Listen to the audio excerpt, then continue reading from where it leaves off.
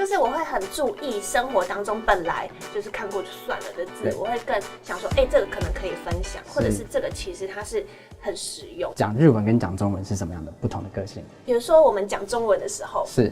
然后如果我们是朋友在聊天，然后你讲说，你知道那个什么什么那边开了一家新的店吗？我就会说屁啦，对，就是我们会很习惯的去否定，对，或者是讲一些可能否定，或者是我不觉得啊，对，什么这种的，然后对方也不会很受伤，是，对，然后我们可以很轻松的聊天。但是在日本人里面，因为他们比较不习惯会这样讲，所以当你就是在他一讲一个资讯出来，你就丢一个否定给他的时候，他会很受伤。哦，就是是，他也没有办法像台湾人，就是再吐槽回来，是，他就会觉得你是认真的在否定他。OK， 对，所以我后来察觉到这件事情的时候，我就觉得说，那我可能在讲日文的时候，对待日本人的时候，我就要用一个比较符合他们习惯的模式去跟他们相处。与其说是我讲日文的时候会换一个个性，应该说我面对日本人的时候，我的个性会稍微比较不一样。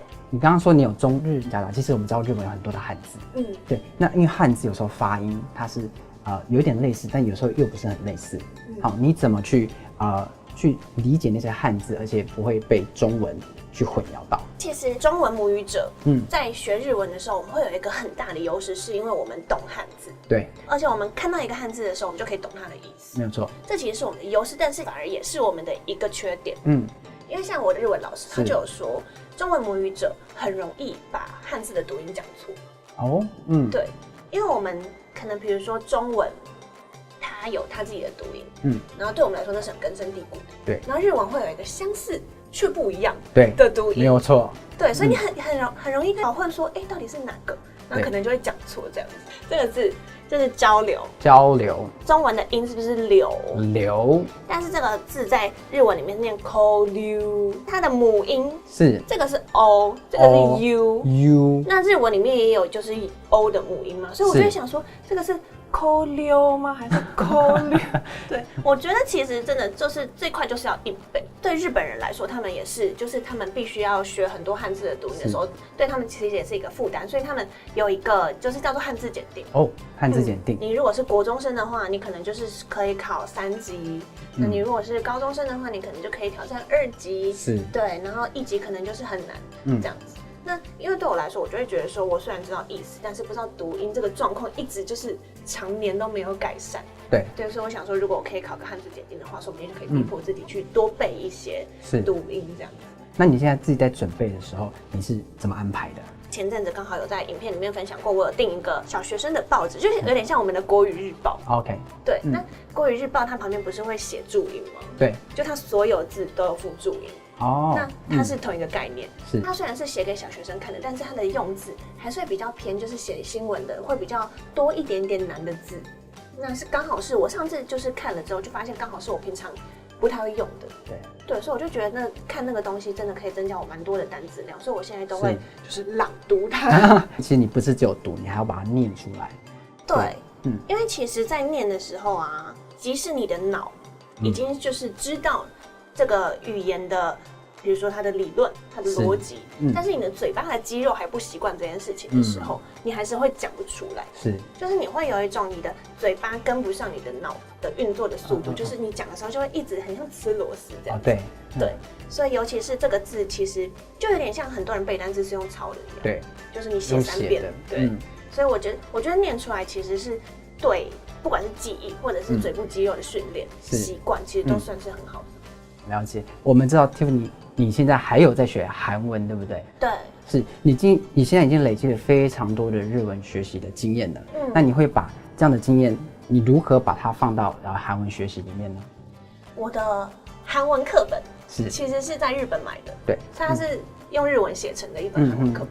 对，那时候我就是有时候我发我的现实，然后我的观众们看到我的课本是韩文的，他们觉得很惊讶，说你用一个外语去学另外一个外语，不会很难吗？对啊，其实韩文跟日文的构造是像的，日文它是有助词的，像比如说私は，那这个wa就是助词嘛，是学生です，那です也是，就是它是用来表示肯定这样子。韩文也是会有这种小东西对，所以他们其实他们在日文、韩文他们会有一些对照，对，然后他可能就我买的那本书，他就会跟你讲说，这个助词就是日文的这个助词哦，所以反而会比中文写给台湾人看的，就是韩文书，他可能要花更多的力气去解释这件事情。我想请 Tiffany 教我们一些有趣的日文，就是日文有一个，他们叫做拟声拟态语。就是模拟这个声音，模拟这个状态的这种语，它的特色就是它会重复，像是比如说有一个字，就是大家要怎么描述薯条软掉的那个样子呢？日文叫做糊nha糊nha。我那时候听到这个字的时候，就觉得说，怎么可以这么用一个语言，用一个声音去传达这种软掉的状态？我就觉得很有趣，这样。而且它这个字是比较限定在。就是要这种软调的方法才可以讲，其他软绵绵的东西就不能用这个。好，像糊nha糊nha会用在哪里呢？就比如说像是薯条软调啊，或者是像它的软就是比较是那种软趴趴，没什么力气对。但是它如果它这个东西它是本来就应该要这么软，像是蛋糕，它就不会这样讲。那蛋糕要怎么说？蛋糕叫做糊啊糊啊，糊啊糊啊。所以你听到糊啊糊啊的时候，你会有一种好好吃的感觉。可是你那糊捏糊捏的时候，就会有一种豆端，我觉得好像不是很好吃。Tiffany 老师可以用一个句子教我们吗？糊捏糊捏。就是比如说薯条叫做 potato が糊捏糊捏になっちゃった。那还有一个刚刚是说糊啊糊啊。糊啊糊啊。蛋糕糊啊糊啊で美味しそう。糊啊糊啊看起来很好吃，就是蛋糕软绵绵的样子。有一个日文我觉得很实用，就是我在跟我朋友之间，就是拿来呛人。中文会讲说你很浮夸那这一句日文叫做大げさ，O要稍微拉长一点，大げさ。大げさ。对，它就是汉字很好笑，它写成大袈裟。大袈裟。就是。佛教僧侣他们会穿的那种袈裟，然后一件很大的袈裟，就是浮夸，我不知道为什么。那老师给我们个造句吧。お前は本当大げさだね。你真的很浮夸好，谢谢 Tiffany 今天来到这边跟我们分享这么多的日语的学习经验。如果你想知道更多的日文学习小方法，还有一些 Tiffany 在日本学习的经验的话，欢迎到她的影片那边去看哦。那也别忘记订阅我们 Classica， 如果任何问题都可以在下面留言哦。那我们下次见，拜拜。如果你想要更正你的就是讲错的词的话，你可以在就是句尾加上 desta， 或者是评语的话就是 dada desta dada， 应该蛮简单的。